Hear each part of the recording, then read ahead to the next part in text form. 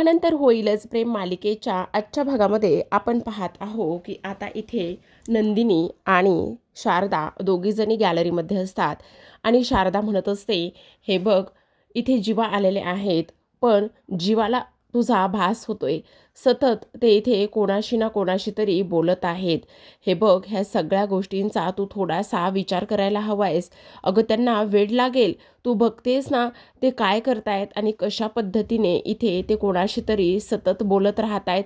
हे बघ, तुला त्या गोष्टीचा विचार करायला हवा, असं शारदा नंदिनीला म्हणत असते. आणि बिचारे ग, सतत तुझा भास होतोय आणि त्यांना वेड लागेल ग ह्या सगळ्या गोष्टीमुळे. तुला थोडंसं तरी कळायला हवं ग नंदिनी. हे बघ, असं करू नकोस. जीवा बिचारे तुझ्यासाठी इथे आलेले आहेत आणि तुझ्यासाठी इथे आलेले असल्या कारणाने मला असं वाटतंय की तू एकदा ह्या सगळ्या गोष्टींचा विचार करायला हवास. तेव्हा नंदिनीचं लक्ष समोर उभ्या असलेल्या त्या जीवाकडे जातं आणि तेव्हा लगेच आता इकडे नंदिनी म्हणत असते, हे बघ आई, प्लीज तुम्हाला ह्या सगळ्या काही गोष्टी इथे सांगू नकोसा. तेवढ्यातच आपण पाहतो की इकडे जीवा रिक्षावाल्याशी बोलत असतो आणि तो म्हणत असतो, हे बघ माझ्याकडे एक चढ एक असे कितीतरी मस्त अशा आयडिया आहेत. त्या आयडिया मी तुला सगळ्या काही देऊ शकतो. आणि तेव्हा लगेच तो म्हणत असतो, अरे तू इथे बघत बसलेला आहेस, पण तिकडे समोर बघ ना, समोर तुझी कोणीतरी वाट पाहते, तिकडे तुला समोर बघायला हवं.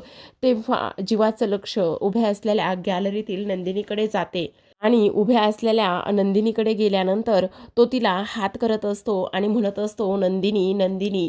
आणि तेव्हा नंदिनी मात्र त्याच्याशी काहीच बोलत नाही. पण जीवा म्हणत असतो, नंदिनी मी येऊ का, प्लीज मी आतमध्ये येऊ का, सांग ना मला, मी येऊ का नंदिनी आतमध्ये, असं सुद्धा तो आता इथे बोलत असतो. तर आता नंदिनी रागरागच तिथून निघून गेलेली असते. तेव्हा दुसऱ्या बाजूला आपण पाहतो की इकडे काव्या त्याचसोबत मानिनी ह्या दोघीजणी सुद्धा आता गेस्ट रूममध्ये आलेल्या असतात. मानिनी म्हणत असते, खरं सांगू का गं काव्या, मला आता खरंच खूप वाईट वाटतंय. म्हणजे बघ ना, तुला असं गेस्ट रूममध्ये राहावं लागतंय. मला तर मी तेव्हा तुला ही दुसऱ्यांदा इथे गेस्ट रूममध्ये ठेवत आहे.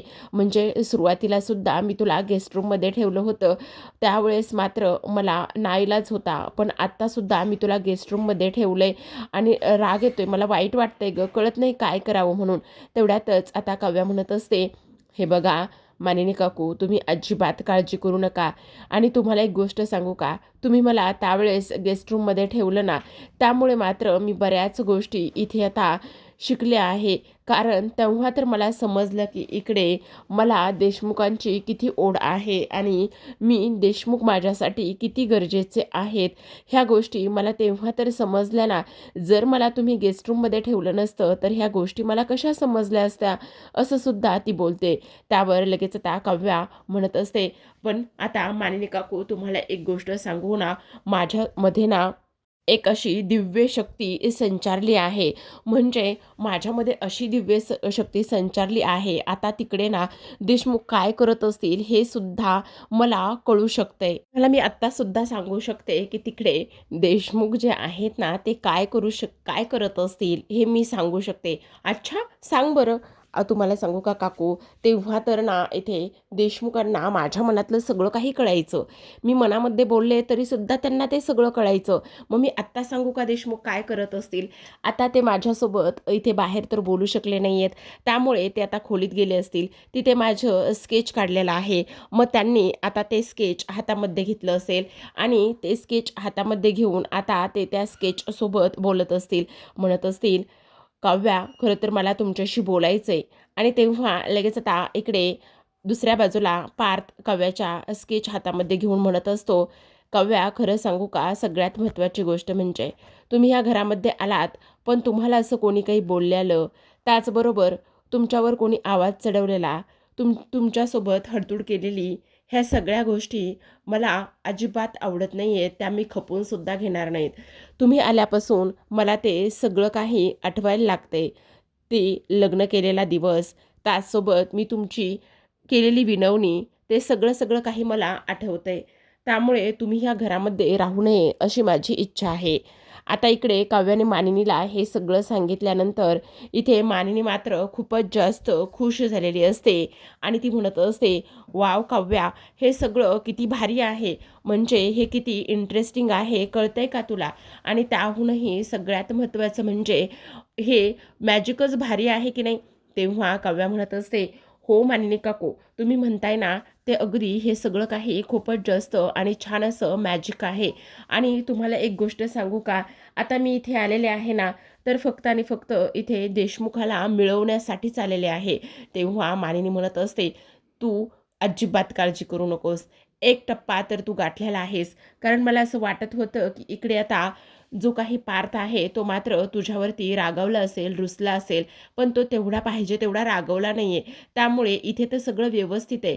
पण आता माझं दुसरं कार्ट काय करत असेल, म्हणून आता त्या दोघीजणी सुद्धा जीवाला व्हिडिओ कॉल करतात. आता जीवाला व्हिडिओ कॉल केल्यानंतर आपण पाहतो की इकडे जीवा बाहेरच गार्डनमध्ये बसलेला असतो.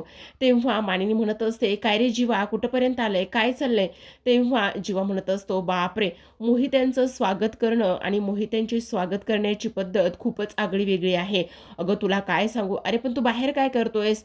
अगं आई काय सांगू, माझ्या सासूबाई ना मला किती आणि काय काय खायला घालतात ना की काही विचारू नको. त्यामुळे मी थोडंसं शतपावली करायला आलो होतो. आता तेव्हा लगेचच तो म्हणत असतो, पण ना माझ्या बायकोचे बाबा जरा सटकलेलेत. तेव्हाच काव्या म्हणत असते, काय चाललंय जीवा? नाही नाही, म्हणजे खरं खरं सांग जीवा, एवढ्या उन्हामध्ये तू इथे बाहेर काय करतोयस? म्हणजे खरंच तुला इथे बाहेर काढलेलं आहे का? फक्त आणि फक्त इथे तू कशासाठी आला आहेस हे खरं खरं सांग. असं सुद्धा इकडे आता त्या दोघीजणी त्याला विचारत असतात. तेव्हा लगेच आता जीवा म्हणत असतो, त्याचं काय आहे ना आई, खरं खरं सांगू का? मला तर ना इथे धनंजय काकाने घरामध्ये घेतलंच नाही. त्यांनी ना मला इथून बाहेर काढलं आहे. असं सुद्धा आता इकडे जीवा बोलत असतो. तेव्हा मानिनीला मात्र खूपच जास्त वाईट वाटतं. मानिनी म्हणत असते, ऐक ना जीवा, मी काय म्हणते ते, मी एकदा धनंजय भाऊजींना फोन करू का? मी फोन करते आणि त्यांच्याशी सविस्तर बोलते. त्यांना सांगते, हे बघा तुम्ही जीवाला असं बाहेर का काढले म्हणून त्यांना विचारते.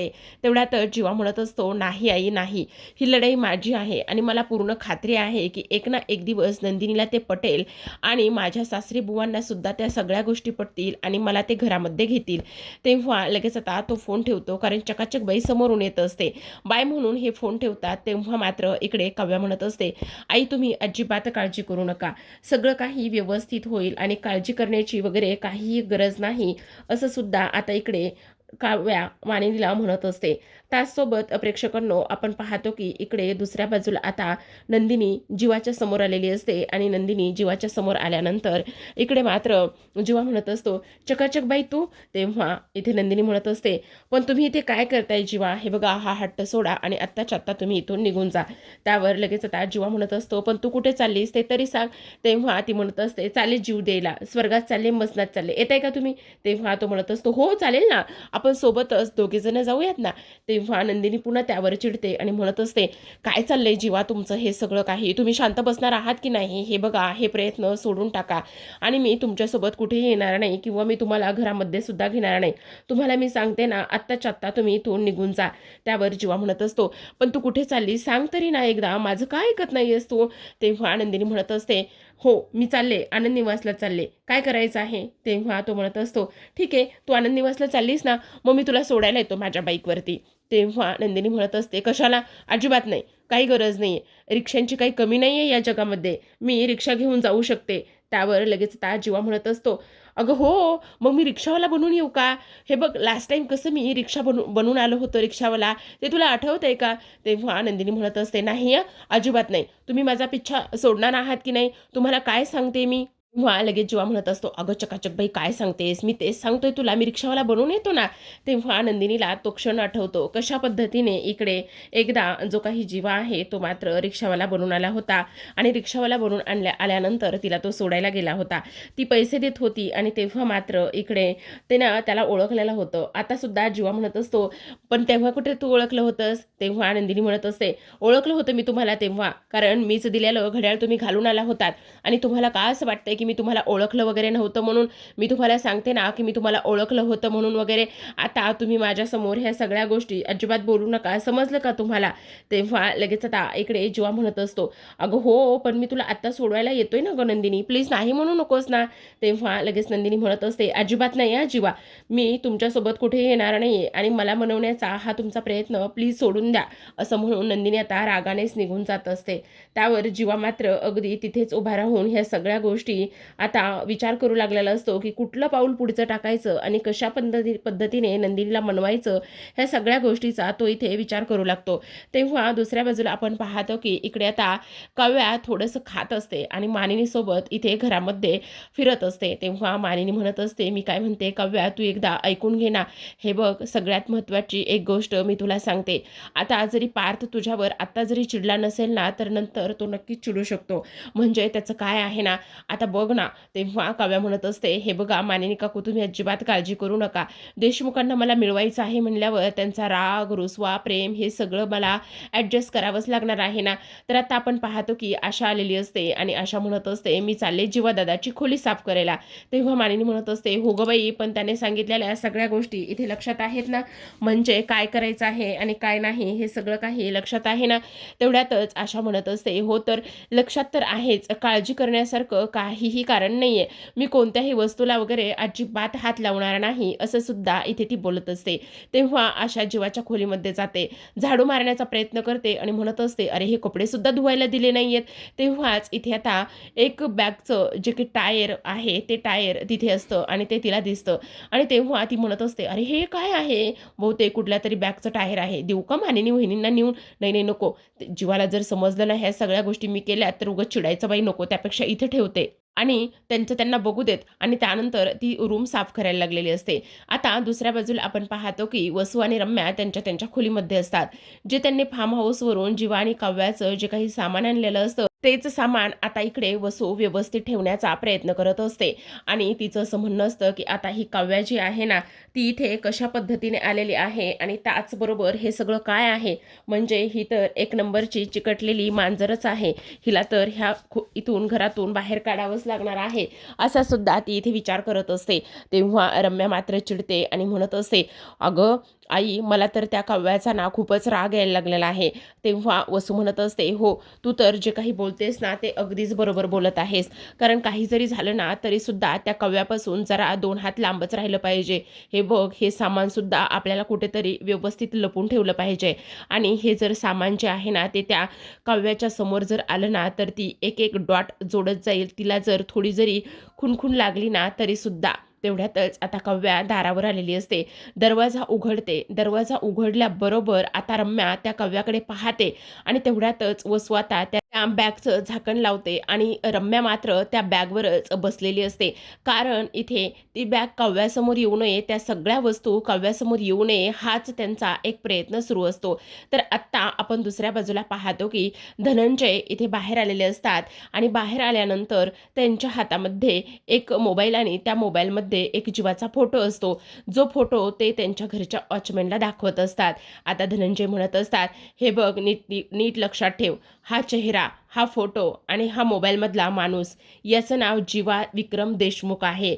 आता हा जरी इथे आला तरीसुद्धा त्याला आतमध्ये घ्यायचं नाही आणि ह्याच्यावर व्यवस्थित लक्ष ठेवायचं." तेव्हाच तो म्हणत असतो, "का आणि कशामुळे?" तेव्हा तो म्हणत असतो, "खरं सांगू का? तर हा माझ्या मुलीला त्रास देत आहे. एक नंबरचा लफंगा लुच्चा आहे." त्यावर लगेच आता गुड्डू म्हणत असतो, "साहेब, आप बिल्कुल फिकर मत कीजिए. आपका काम बराबर हो जाएगा." तेव्हा विक्रम म्हणत असतो, "हो, पण तुला एक गोष्ट सांगितली ना, ती व्यवस्थित लक्षात ठेव.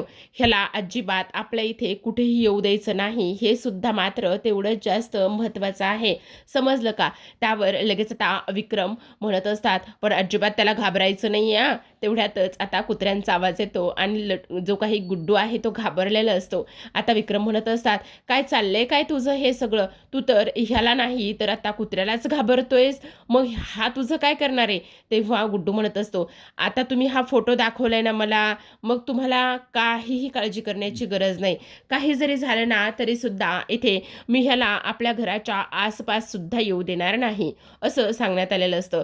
आता थोडा वेळ उलटून गेलेला असतो आणि थोडा वेळ उलटून गेल्यानंतर तेवढ्यातच तिथे आपण पाहतो की जो काही जीवा आहे तो आलेला असतो. आता जीवाला समोर पाहिल्याबरोबर जो काही गुड्डू आहे तो त्याच्या पोटावरच त्याचं डोकं टेकवतो आणि त्याला धक्का देत असतो. तेव्हा जीवा मात्र त्याच्याकडे पाहतच असतो आणि जीवाने त्याच्याकडे पाहिल्यानंतर इकडे तो म्हणत असतो, "अरे भाई, भाई क्या कर रहा है तू?" तेव्हा गुड्डू म्हणत असतो, "अरे तू कोण आहेस? कोण आहेस?" "मी कोण आहे? मी तर जीवा आहे, जीवा.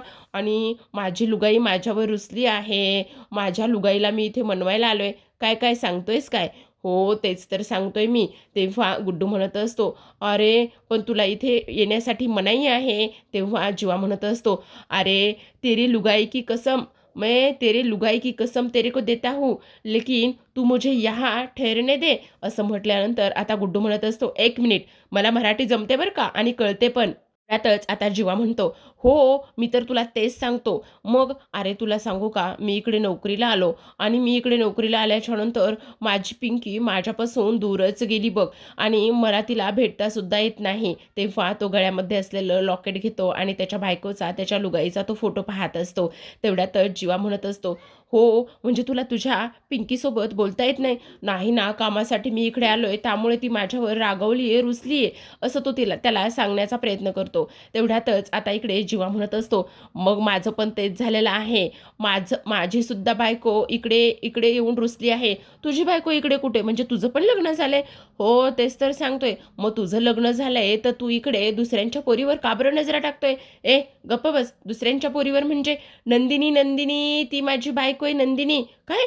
हां, नंदिनी माझी बायको आहे." म्हणजे म्हणजे जे तुझे विक्रम सर आहे, जे काही तुझे धनंजय सर आहेत ना, त्याच धनंजयची मुलगी माझी बायको आहे, असं सुद्धा तो इकडे सांगण्याचा प्रयत्न करत असतो. आणि तेव्हा मात्र इथे गुड्डूच्या लक्षात येतं, की आपल्याला तर असं सांगण्यात आलेलं आहे, की ह्यांना मात्र आतमध्ये येऊ द्यायचं नाही म्हणून आणि आपण तर काय करतोय?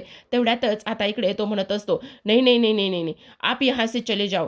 आप या अभी के अभी यहाँ से चले जाओ." तेव्हा जेव्हा म्हणत असतो, "एक मिनिट, तुझी पिंकी तुझ्याशी बोलत नाही ना, मग माझ्याकडे एकावर एक अशा खूप काही युक्त्या आहेत, ज्या की मी तुला सांगू शकतो. म्हणजे आता तुझी पिंकी तुझ्याशी बोलत नाही, रुसलेली आहे ना, मग मी तुला तिला कसं मनवायचं हे सांगतो. पण त्याआधी तू मस्त आपल्या दोघांसाठी अद्रकवाली चाय घेऊन ये. मस्त अद्रकवाली चाय." असं म्हणूनच तो गुड्ड्याला आता चाय आणायला पाठवत असतो.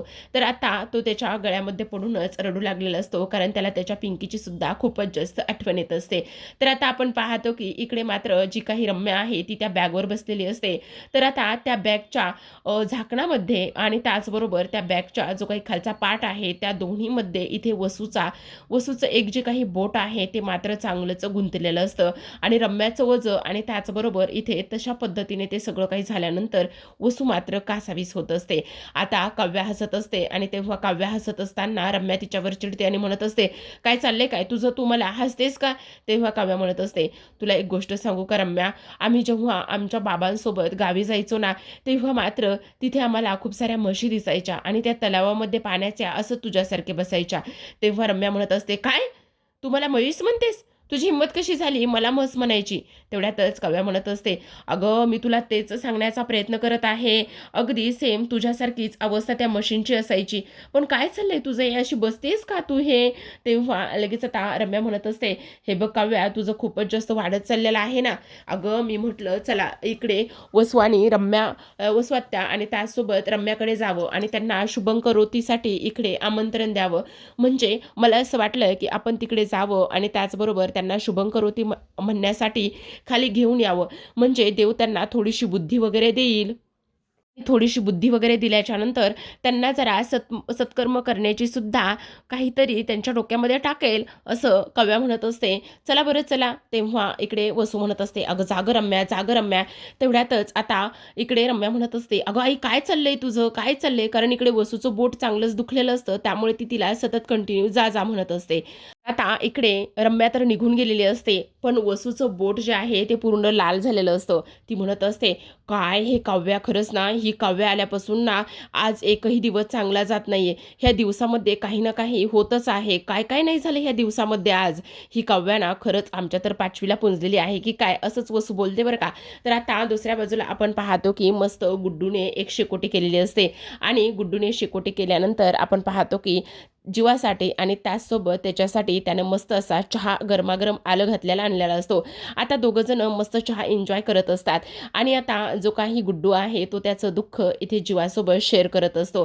तो म्हणत असतो, खरं सांगू का, इथे माझी जी काही पिंकी आहे ना, ती पिंकी मात्र मला इथे पाहिजे आहे आणि मला तिच्याशी भेटायचे, तिच्याशी बोलायचे आणि त्या सगळ्या काही गोष्टी मला तिच्यासोबतच करायच्या आहेत, असं सुद्धा आता इकडे तो बोलत असतो. त्यावर लगेचच आता जीवा म्हणत असतो, खरं सांगू का, आत्ता तर मला एक्स्ट्राचा सिलेबस घ्यावा लागेल तुला आणि तुझ्या पिंकीला एकत्र आणण्यासाठी आणि तुम्हा दोघांना मनवण्यासाठी. त्यावर गुड्डू म्हणत असतो, काय सांगतो, म्हणजे तू माझ्यासाठी एवढं सगळं काही करणार का, हे सगळं तू माझ्यासाठी करणार का, असं सुद्धा आता इकडे तो बोलत असतो. तेव्हाच आपण पाहतो की इकडे हे सगळं काही बोलत असताना आता मात्र आपला गुड्डू मस्त जीवासोबत एन्जॉय करत असतो. आता खरं तर इकडे गुड्डूला काय सांगितलेलं असतं विक्रमने, की ह्या जीवाला मात्र अजिबात इथे येऊ द्यायचं नाहीयेस, पण ह्या गुड्डूने मात्र उलटच केलेलं असतं. तर आता आपण पाहतो की बराच उशीर झालेला असतो आणि तेव्हा नंदिनी आनंद निवासमधून इथे घरी यायला निघालेली असते. आता गेटवरती येते आणि गेटवरती आल्यानंतर इथे आपण पाहतो की ती विचारत असते, म्हणजे समोर वॉचमॅन असतो. आता हा नवीनच वॉचमॅन आहे, त्यामुळे नंदिनी विचारते, तुम्ही गुड्डू ना? आणि तेव्हाच इकडे आता तो म्हणत असतो, हो हो मी गुड्डू, पण तुम्ही? मी नंदिनी, पण इथे जीवा होते ना? तेव्हा तो म्हणत असतो, ते तर कधीच निघून गेले. तेव्हा नंदिनी म्हणत असते, काय, कुठे निघून गेले? अरे वो तो कब का चला गया, जमाना हो गया, असं तो सांगत असतो. काय काय सांगताय, ते निघून गेले म्हणजे जीवा निघून गेले? त्यावर तो म्हणत असतो, हो मी तुम्हाला तेच सांगण्याचा प्रयत्न करत आहे की ते इकडे निघून गेलेले आहेत. तेव्हाच आता नंदिनीला वाईट वाटत असतं. ती विचार करत असते की खरंच जीवा मला न भेटता निघून गेली की काय. आता नंदिनी मात्र तिथून जायला लागत असते. तेवढ्यातच पाठीमागून रिक्षा आलेला असतो, कारण त्या रिक्षामध्ये इथे जीवा बसलेला असतो आणि जीवा त्याचबरोबर ती रिक्षा खूपच सुंदर अशी त्याने सजवून आणलेली असते. त्या नंदिनीचं लक्ष येणाऱ्या जीवाकडे जातं आणि तेव्हा जीवा मात्र नंदिनी समोरून गोल गोल रिक्षा फिरवत असतो आणि त्या रिक्षामध्ये गाणं लावलेलं असतं, दिलवाले दुल्हनिया ले जाएंगे, नंदिनी ये ना, नंदिनी ये ना. आणि हे गाणं लावल्यानंतर आता सगळ्या त्या रिक्षावरती मात्र जीवांदनी त्याचबरोबर नंदिनी ये ना, चकाचकबाई दोघांचे फोटो हे सगळं काही लावलेलं असतं. आता लगेचच इकडून पाठीमागून गुड्डू मस्त त्याला छान छान असं म्हणत असतो आणि छान छान असं म्हटल्यानंतर आता आपण पाहतो की इकडे जो काही जीवा आहे तो मात्र खूपच जास्त आनंदात असतो, कारण किती नाही म्हटलं तरी सुद्धा त्याला आता नंदिनीला आपलंसं करायचं असतं आणि त्याचसोबत नंदिनीला आपलंसं केल्यानंतर ह्या सगळ्या काही गोष्टी त्याला खूप छान पद्धतीने करायच्या असतात. आता जो काही जीवा आहे तो जीवा मात्र इथे खाली उतरतो आणि जीवा खाली उतरल्यानंतर इथे नंदिनी समोर तो गाणं म्हणत असतो आणि त्याचसोबत नाचायला सुद्धा लागलेला असतो. आता नंदिनी समोर नाचायला लागल्यानंतर नंदिनीकडे काहीच शब्द नसतात त्याला बोलण्यासाठी. ती फक्त आणि फक्त इथे त्या जीवाकडे पाहतच असते, पण जीवा मात्र मस्त दिलखुलास पद्धतीने नाचत असतो. तो तर इथे काहीच बोलत नाही आणि तेव्हा इकडे नंदिनीला तो म्हणत असतो, नंदिनी एकदा तरी बघून घे, एकदा तरी तू बघून घे ना. तेव्हा नंदिनीला तो रिक्षाकडे घेऊन जातो. तेव्हा नंदिनीचं लक्ष त्या रिक्षामध्ये लावलेल्या त्या सगळ्या काही फोटोंकडे जातं, ज्यामध्ये नंदिनी आणि जीवाचे बरेच काही असे ते दोघांनी एकमेकांसोबत घालवलेले काही मोमेंट्स असतात आणि त्या सगळ्या काही नंदिनी पाहत असते. आणि त्यासोबत आतले सगळे काही फोटो पाहिल्यानंतर आपण पाहतो की इकडे आता जो काही जीवा आहे तो नंदिनीच्या हाताला पकडतो आणि त्याचबरोबर सगळ्या रिक्षावर जे जे काही लिहिलेलं आहे ते सगळं काही इथे आता तो तिला दाखवण्याचा पूर्णतः प्रयत्न करत असतो. तेव्हा नंदिनी म्हणत असते, काय आहे हे जीवा सगळं काही? तेव्हा तो म्हणत असतो, अगं चकाचकबाई, हा रिक्षा ही फक्त रिक्षा नाही आहे, माझी डार्लिंग आहे, डार्लिंग. तेव्हा आता इकडे ती म्हणत असते, जीवा हे तुमचं खूप जास्त आणि अति होतं या, तुमची आत्ताची आत्ता ही रिक्षा उचलायची आणि इथून घेऊन जायची, असं नंदिनी बोलत असते. तेव्हाच जीवा म्हणत असतो, ही फक्त रिक्षा नाही आहे नंदिनी, ही माझी डार्लिंग आहे, डार्लिंग, आणि ही तुला घेऊनच जाणार आहे, असं सुद्धा इथे आता तो बोलत असतो.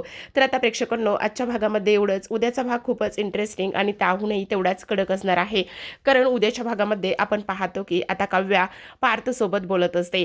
तेव्हा मात्र पार्थ चिडलेला असतो आणि तो म्हणत असतो, एक मिनिट काव्या, तुम्ही इथे का आणि कशासाठी आलेला आहात ते मला माहिती नाही आहे, पण तुम्हाला इथे ह्या घरामध्ये राहण्याची काही एक गरज नाही आहे. तुम्ही माझी जी काही काळजी करताय ना, ती काळजी करण्याची काही एक गरज नाही आहे. तुम्ही आत्ताच्या आत्ता इथून निघून जा, असं पार्थ इथे बोलत असतो. त्याचसोबत पार्थने हे सगळं काही बोलल्यानंतर दुसऱ्या बाजूला आपण पाहतो की इकडे मात्र जी काही नंदिनी आहे ती सुद्धा इकडे जीवाला म्हणत असते, जीवा मला सुद्धा तुमचं मात्र काही एक ऐकून घ्यायचं नाहीये, मी तुमचं काहीच ऐकून घेणार नाही. आत्ताच्या आत्ता तुमचं हे दुकान बंद करा आणि त्याचसोबत ही तुमची जी काही रिक्षा आहे ना ती आत्ताच्या आत्ता इथून घेऊन जा, मी तुमचं काहीच ऐकणार नाहीये. तेव्हा आता इकडे जीवा तिला म्हटलेला असतो, अगं नंदिनी असं काय करतेस, ही माझी फक्त रिक्षा नाही आहे, माझी डार्लिंग आहे, डार्लिंग, आणि ती तिच्या नंदिनीला घेऊनच जाणार आहे.